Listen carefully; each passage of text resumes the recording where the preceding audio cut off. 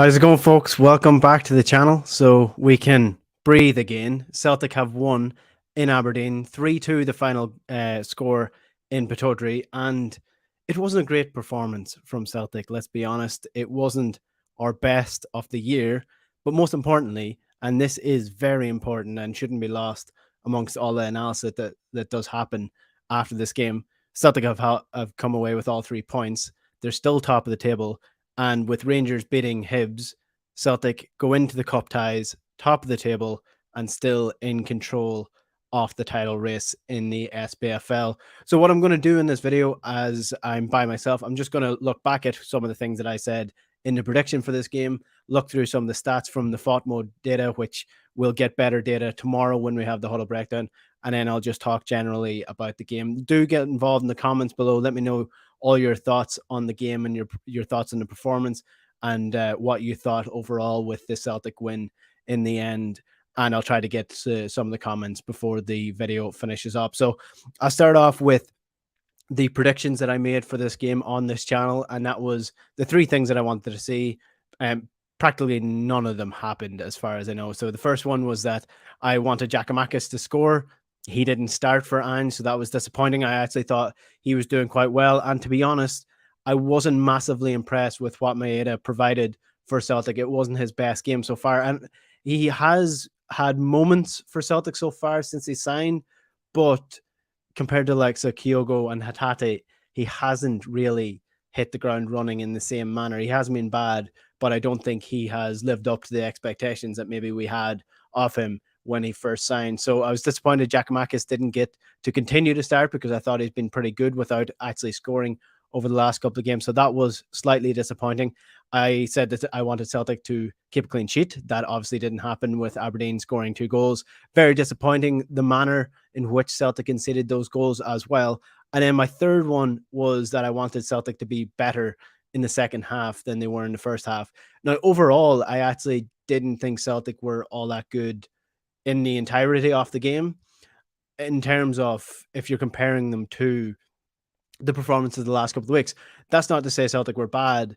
I just don't think they had the same control. They didn't really blow Aberdeen out of the water. And that's firstly down to the Aberdeen game plan. If you look at their heat maps, look at the general area in which the Aberdeen players were playing, very deep, forcing Celtic wide, forcing the wingers into dribbles a couple of times. Scott Brown was doubling up on Abada on the right wing, which was limiting what he was able to do. He was dispossessed quite a number of times in the first half in particular. And you have to give Aberdeen credit for isolating Celtic players like that. I also thought the pitch at Pittodrie definitely didn't help the way the Celtic wanted to play. They couldn't move the ball with the same sort of fastness, quick tempo that you expect from a Celtic side, and what they've been able to do at Celtic Park, where the pitch is better and the ball moves quicker. They just weren't able to get into a flow this evening during the game. And then the second half, the goals were really poor. Let's be honest, the goals were really poor. The Celtic conceded the first goal, which was a set piece straight off the training ground from Aberdeen. I watched it back. Hatate is the man that was supposed to be marking Ramirez, who got the goal. He doesn't follow him, which, albeit Celtic might have been playing zonal, so he shouldn't really be expected to follow him. He doesn't follow Ramirez across the box, and Ramirez obviously gets the goal. It was well worked by Aberdeen, but Hatate was the man that was supposed to be picking up Ramirez. He's the one that lost him. And then the second goal, which was from another free kick, another set piece swung in to Lewis Ferguson. Greg Taylor was marking Lewis Ferguson, and I know from watching a tiny bit of Lewis Ferguson, let's be honest, across the season, that he is quite good in the air. So the likes of Greg Taylor should not be marking Lewis Ferguson when it comes to free kicks. So 2 set piece free kicks, 2 cross goals to concede is disappointing, but the bounce back again from Celtic, scoring straight after to go back in the lead, is what is most important, and they did that really well. And also they weathered the storm quite well after that. Once Celtic went ahead again, once Jota got his second goal of the game to put Celtic 3-2 up, Celtic went on pretty much to control the game until the end of until the final whistle, essentially. So that's my general prognosis of the game.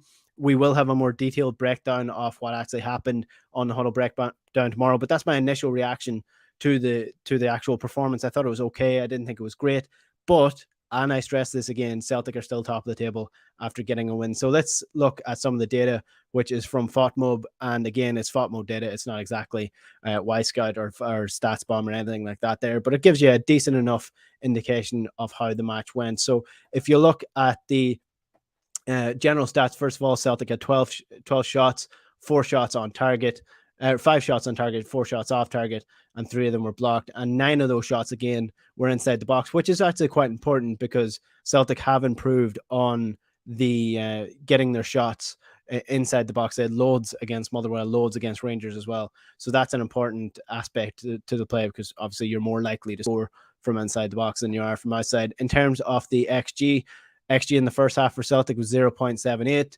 Again, you're looking at the goals for Celtic, where they came from. Jota was quite a tight angle, and then Matt O'Reilly's shot was outside the box, 2 defenders in front of him, deflected into the net, so you're not going to have a high XG on that either. XG in the second half, 0.58 for Celtic, and then in open play, 1.23 is the XG that Celtic had in from open play. 1.65 is the XG on target. Scrolling down here, just seeing the passes, the pass play at Celtic, obviously controlling a lot of possession, 608 passes. And I think a lot of them came in the final 15, 20 minutes where Celtic were trying to close out the game. They were passing the ball backwards and sidewards quite a bit in those final few minutes just to try to close out the game. Jota is the FOTMob man of the match. That's generally the case with a player who scores 2 goals. Matt O'Reilly is another star player, and I see Marco is in the comments asking how good is Matt O'Reilly. I love Matt O'Reilly. I think he's been an exceptional player since Celtic signed him, and this is what I spoke about as well at the start of the game about Celtic's depth now that they have it. Celtic were able to drop Tom Rogic after having a brilliant performance against Motherwell at the weekend. Matt O'Reilly comes in, sets up the first goal, and scores his first goal for Celtic to put Celtic 2-0 up in the first half. And if you watch back that first goal, the one for Jota, there's 8 players in the box, 8 Aberdeen players, and he managed to pick out the one Celtic player at the back post. It was an unbelievable pass from Matt O'Reilly, who's played key passes in all the games that he's played so far for Celtic. And now he got another assist in the game. And I was delighted that he got a goal as well, because he has been threatening to get a goal, and he finally got his first goal. It gets a bit of luck, but you always need a little bit of luck along the way. And Matt O'Reilly slowly but surely becoming my favorite player for Celtic. I said this on Twitter as well. Matt O'Reilly is my favorite player this week. Hatate was my favorite player last week. Jota was my favorite player before that. And Kyogo was my favorite player before that. Celtic have a list of really, really talented players and are fully deserving to be top of the table because they're playing exceptional stuff. Tonight is a different type of performance. You might not get the performance that you got with Motherwell. You're not getting the performance that you got against Rangers, but you're getting a different type of performance, which are equally important in a title-chasing season. When you get these wins, when you go up against it, when you're under the cosh, when you make a couple of mistakes, and you dig deep, and you have to dig deep, and you're forced to dig deep, and you come out on top, that does almost more for your confidence in terms of your team structure, in terms of your team bonding. That does more for confidence than any 4-0 win will do. So I think Celtic can take huge confidence from this game, despite not playing well. That's most important. If you don't play well, you come away with 3 points. That's huge stuff, especially if you're going for a title like Celtic are. And as well as the time of the season that's coming in, Dundee is the next league game. That's not until the 20th of February. And Celtic have a couple of cup games now in between that. So Celtic have a little bit of a breather when it comes to this title race. That's important as well. The pressure is not off, but it's not as much where they know if they lose the game or drop points that it's going to be important. Raith Rovers, obviously the game on Saturday. You can maybe make a couple of changes for that. Bodo Glimt next week. I think that's an important competition. Europa Conference League. Celtic can actually win a European competition, which would be great to see as well. So I really hope Celtic can continue on this fine form after getting the win. In terms of the worrying aspects, one thing that I do want to highlight is from my colleague Alan Morrison from the Huddle Breakdown, and this is something that he took from his own stats. Celtic have lost 37% of their goals between the 51st and 70th minute. So this is what we're talking about, where we're talking about a little bit of a drop off in terms of the quality that Celtic are producing in the second half. Now, there could be a couple of reasons for this. Obviously, fitness is a key reason for this. Ange expects a high intensity game, high pressing game with a lot of running, a lot of sprints, and it takes its toll on the midfield, on the attack. And we see that with loose play, loose passes, less control in the middle of the park.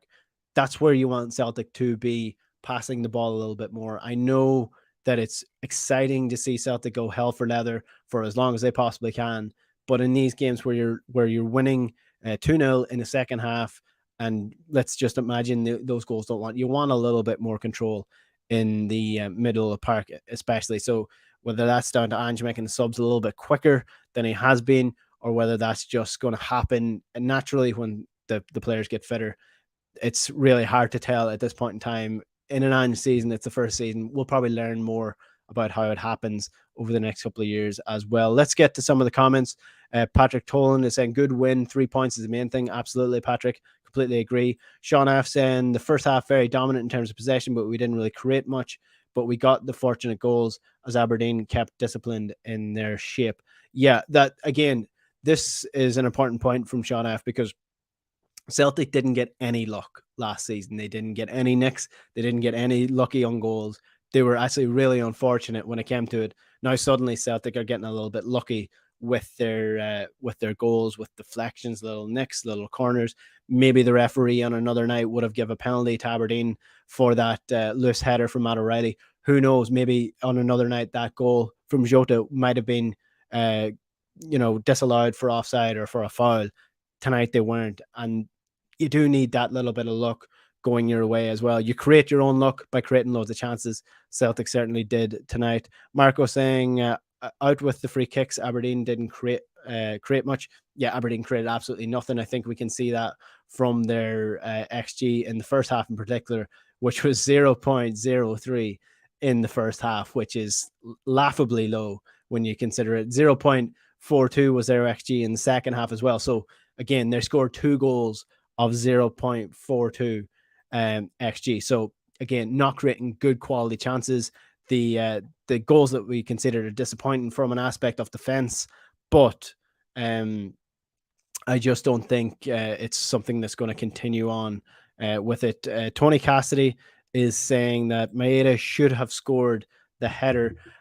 I am a little bit remiss to say he definitely should have scored that header. I think there was probably not enough power on the cross for him to connect with it properly. It was a good position.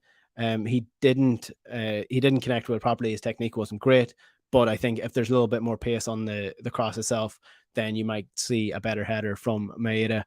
Rob McEwen,